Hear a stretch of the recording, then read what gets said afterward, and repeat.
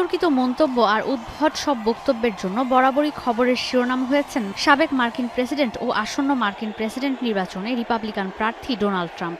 এরই ধারাবাহিকতায় এবার ভারতকে নিয়ে বেফাঁস মন্তব্য করে আরও একবার আলোচনায় সাবেক এই মার্কিন প্রেসিডেন্ট।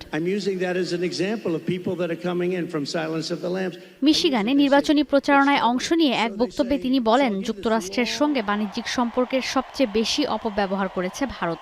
একই বক্তব্যে তিনি বলেন, ভারতের প্রধানমন্ত্রী নরেন্দ্র মোদীর আসন্ন যুক্তরাষ্ট্র সফরে তার সঙ্গে দেখা করবেন ট্রাম্প। রোববার দ্বিতীয়বারের মতো হত্যাচেষ্টার ঘটনার শিকার হওয়ার পরও এই প্রথম কোনো প্রচারণায় যোগ দিলেন Trump. So when India, which is a very big abuser, he happens to be coming to meet me next week, and Modi, he's fantastic man.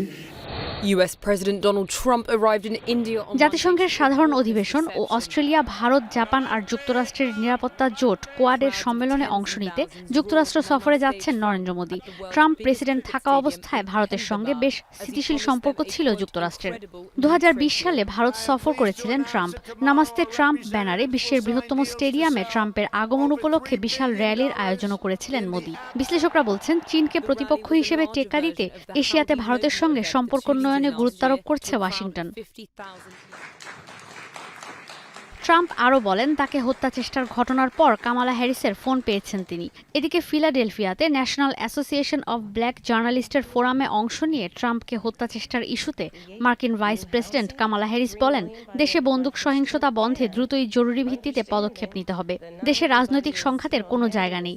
কামালার কৃষ্ণাঙ্গ পরিচয় নিয়ে ট্রাম্পের কটাক্ষের উত্তরে তিনি বলেন, কৃষ্ণাঙ্গ ভোটারদের সমর্থন আদায়ও একটি যোগ্যতা।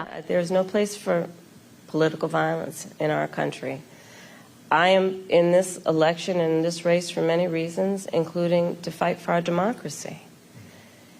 And in a democracy, there is no place for political violence. We can and should have healthy debates.